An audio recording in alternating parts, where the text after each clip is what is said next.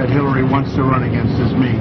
And you saw the polls come out today where I'm beating her or tied with her at worst. And we're doing very well. We're doing very well in all of the polls. We're really doing very well in Iowa. And you see that. They don't report that. I mean, the CNN poll, I'm up by 13 points in Iowa. We're at 33 versus 20, Cruz being at second. And we're doing really well, and we're doing very well.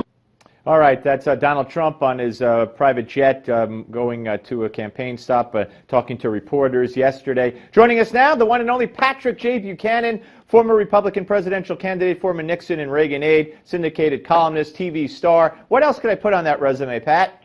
Well, there's a lot of things. There's a lot of names people have called me that you might get a hold of. Well, listen, Happy New Year to you and your lovely wife, and thanks for coming on again. Let me ask you about the whole Trump-Clinton, next week, Bill Clinton hits the campaign trail, and Hillary's running as a champion of women. She's accused Donald Trump of sexism. Even the Washington Post said, hey, that opens a door that Trump would be a fool not to walk through.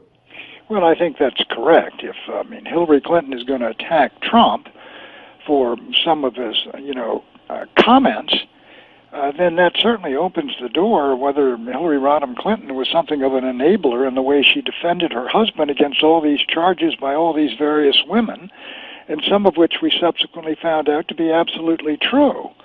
So I think that, and I believe that Hillary Rodham Clinton is probably going to back away from this approach, because there's no question about it. Whether you agree or disagree with the Donald, A, he's got a right to make that case, and B, he has certainly indicated a propensity to go right after somebody than when they come after him. Yeah. How quickly do you think she'll back away? I don't see how she pursues this against him, because against Trump, I think she backs away pretty quickly from this for the reason, again, on this one, you're going to get an awful lot of people saying, that is perfectly valid to go after Bill Clinton and Hillary's role in that, and basically abetting that, or at least not moving. She moved behind her husband rather than the women, if she's going to raise this issue. Yeah, and I was told by Roger Stone today that Kathleen Willey is about to make commercials for one of Trump's PACs. So it's going to get ugly if this does continue. I think you're absolutely right. She will try to move away. Yeah. It's been such an elevated campaign so far. Yeah, right, right. We'd be shocked if it gets into the gutter. Absolutely. All right, let me move completely away from the campaign and ask you about the revelations that the United States has spied on Benjamin Netanyahu's private conversations with Jewish groups in this country, with congressional people, congressmen or senators in this country, while backing away, openly from spying on other foreign leaders. They continue to spy on Netanyahu at the behest of Barack Obama. Right to do or not?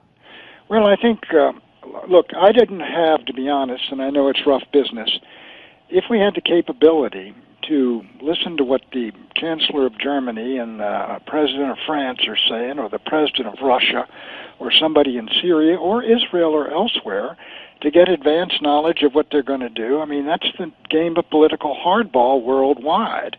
And during the Iran thing, the Iran issue, when Obama's trying to get that deal through with the Iranians, and there's no doubt that Benjamin Netanyahu, Bibi, wanted to sabotage and dynamite it, I don't really have a serious problem with him checking into what Bibi's strategy is, where he's trying to do it, and what they're going to do, as long as this is legal and as long as this is legit as a national security matter, and as long as this has been permitted. So I don't really have a terribly big problem with him, and my guess is the Israelis aren't terribly surprised.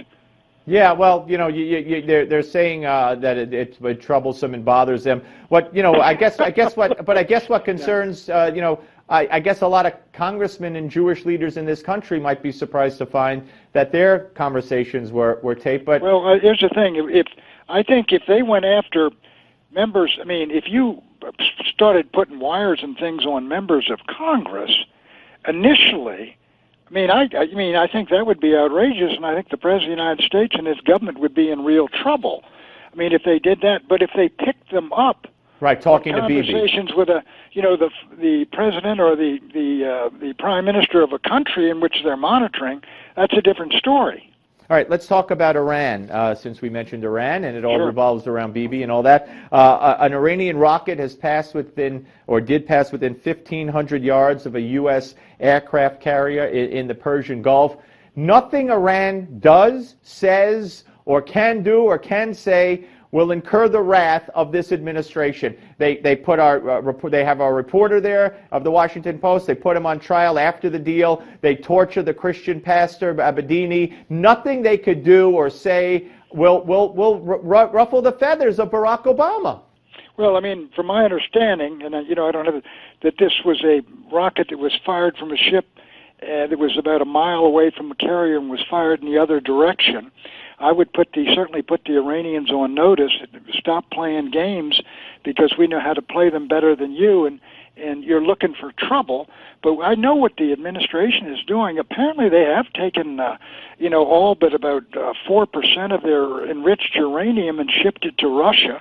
If we verified that, they got to put, Steve, they've got to put concrete into that reactor up there at the plutonium reactor that produces plutonium up there in Iraq, as I understand it. And if they're going to do all these things, I would see if they're going to do them, and we would monitor them. I think the idea of distrust and verify on this deal, I'm with it.